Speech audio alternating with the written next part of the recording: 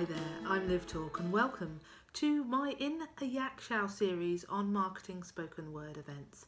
If you haven't seen my two previous Yak vlogs yet on identifying audiences and developing your brand, please go and check those out first, because if you don't know who you're marketing to, who your audience is, and you don't know what you're marketing, as in who you are and what your brand is, then probably it's going to be a bit pointless looking at how to run successful marketing campaigns. So yeah, if you go and watch those first and then come back. Ooh, you're back. Hi. Nice to see you. It's dark. You see, the other ones are in the daylight. This one's in the dark. It's getting late. That's when all marketers come out. I have been marketing a variety of different arts events, including spoken word, for over a decade. So I'm going to share with you some tips and advice on how to do that. And number one, the first thing, the most important thing, is do not make this an arduous add-on to your creative work. Marketing should actually be part of the art, an extension of your creative practice. It should be creative in itself, a wonderful experiment on how to engage your audiences, and enjoy it. You need to enjoy it as much as you, or nearly as much as you enjoy writing poetry and performing it. If you can make it part of the art, then it will make the whole experience much more pleasant for everybody. So that's my first tip. My second tip is all about marketing channels. Now, there is a golden rule that people have to see an event advertised or a person advertised in 5 different ways before it sinks into their head. And some examples of marketing channels are print. Print is posters, flyers, brochure copy, stickers, business cards, anything that comes on a printed piece of paper that isn't press. And press would be another one. So newspapers, reviews, TV, radio, podcasts, anything kind of media related. It used to be a really, really popular marketing channel, less so with the advent of social media. So obviously social media, and we could do a million vlogs on social media, but obviously Twitter and Facebook and Instagram, and also Facebook advertising and different social media approaches. There's a huge amount you can do on social media, but do not fall foul to the only using social media. It always comes back to looking at your audiences and where they go to find out their information. Along with social media, you also have mailing lists, still a very useful form of marketing your events. A lot of new rules came out about mailing lists last year, so make sure if you have one that you have proof that everybody who's on it wants to be on it. Otherwise you can't send them information anymore. So when you're gathering names, make sure there's some kind of sign up process. But mailing lists are still a very useful way of marketing, as long as you don't oversaturate them. You also have a website. If you have a website, or maybe the venue you're performing at, or your events at, has a website. So having a presence on an arts website or your website is also a good thing to do. There's digital. So if you're making films or vlogs such as this, or little animations, live streaming, there's lots of different ways now to use digital innovation in marketing as well. Partners and stakeholders. So if your project has partners or funders, somebody like Apples and Snakes or Literature Works, and they will are happy to promote your event through their channels, that can also be very useful as well. Just sort of being known by the significant people and being talked about can never do you any harm at all. Then there's the old-fashioned legwork, which is kind of like ringing up friends and saying, please come to my event, I've just started it, or hightailing it around the town and going to library writing groups with plates full of cookies and flyers, or turning up at other gigs and doing a poem and then afterwards saying, come to my event, it's on next week. I think this is really important. This is kind of a really good way of getting that information in there, because a Facebook post or a poster will get you so far, but if people actually have you in front of them saying, we are doing this then, please come along, then that's far more likely to get them there.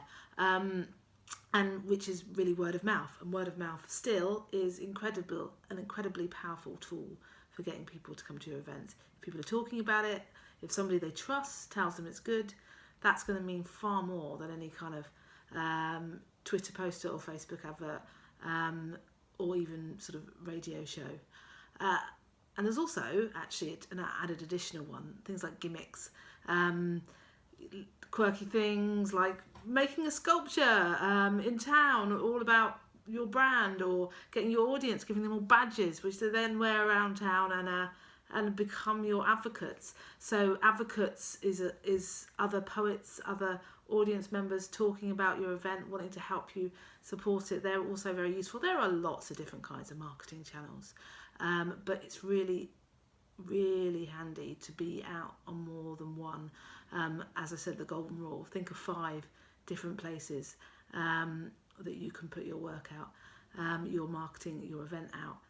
That will help. But you don't have to put different marketing out for each thing. When you're designing a campaign, you might decide to do it based around one piece of artwork, one poster, and that poster can be printed and put up in your venue, or it can be turned into a PDF and it can be sent to your mailing list, or it can be put up on Twitter and Facebook. So there's lots of different ways of using the same piece of art. If you're not a very good designer, or you don't know any designers, then I would just go for using really good images. Now, images are the most important thing that marketers have. I mean, text, well-written, snappy text is important. Quirky, cool design is important, but images are essential. And as a poet, you need good quality images, preferably face-on, exciting images, at least a megabyte, in focus. Colour, really, to be honest, they will go a long way. And some quotes, some great quotes by recognisable people, or some reviews, 5-star, 4-star reviews, to back up your lovely images or nice design, and that is a great way of promoting yourself. But it should look professional, unless your brand is to look unprofessional. It should look professional because your marketing is a trailer for your night. So if it looks scrappy and badly done and unprofessional, people will think that your night will be amateur, and they won't be interested in coming, or they won't be interested in paying. So all these things are important.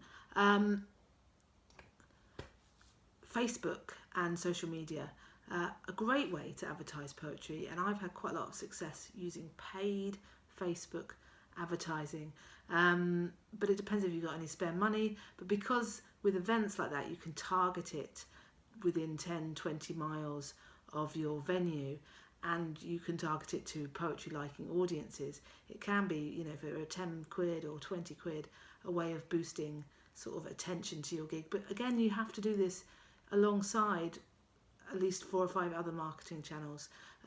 Do not rely totally on social media to promote your events, because the danger with that is you end up just promoting it to other poets and their friends, and you have this whole kind of network of events where only poets go to, and you're not growing audiences of the general public or other writers or students or other interested people, which is what we're trying to do. We're trying to grow audiences in the Southwest, so it is more than just poets performing to poets. So if you're just advertising where poets go and promoting your events where poets go, then it becomes very kind of insular and incestuous, and our audiences never grow that big.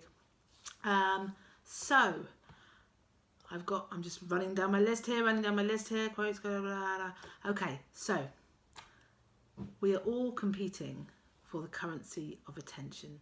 That is kind of the marketing watchword at the moment. So make sure your campaigns, your promotion is short, snappy, engages people, use those images to grab people, bring them in quickly. If it's a film, make sure it's a short film, or instantly the audience know what's in it for them. If you're using text, make sure the text tells the audience what's in it for them. It's not just about how great you are, it's what kind of experience they're going to expect to have. So get their attention, make it about them. I really like the Agile marketing approach, and the Agile marketing approach is where you try a campaign, you test it, you see how many people click it, you see how many people buy a ticket to your event as a result, and then you know how successful that marketing is. And if nobody has clicked your link or looked at your picture or looked at your Facebook event or opened your e-bulletin, then whatever you've done hasn't worked. So scrap it. scrap it quickly and move on and try something else. And if the next thing you try, like everybody having a badge around town with your logo on, has brought in another 10 people, you know that works. So make more badges. You know, actually research what works. Use Google Analytics, use Bitly, use all the kind of ways of determining stats and likes and clicks to establish the success of your marketing, and do more of the stuff that's successful and less of the stuff that isn't. Don't waste your time, basically. You're going to have to work very hard for the first 6 months of any new spoken word night to build an audience, to cultivate an audience. And in fact, it takes about a year, I think, from my experience, to bed in a new spoken word night. And it's really important to cultivate the audience you have who turn up to the first, second, third night. So get a mailing list there at the door, pass it around the audience, get those who have been there and enjoyed it to write their email down so you can tell them when the next one is, because they're going to be the most likely to come back. But most of all, the most important thing you can do to get people to come to your gig is make sure your gig is really good. Make sure that there's loads in it for the audience and that they really go away feeling elated and happy or joyful or inspired. Do great work, make great art, and people will come back for more. Good luck. Enjoy the marketing, part of the art, and I hope to see you at one of your events.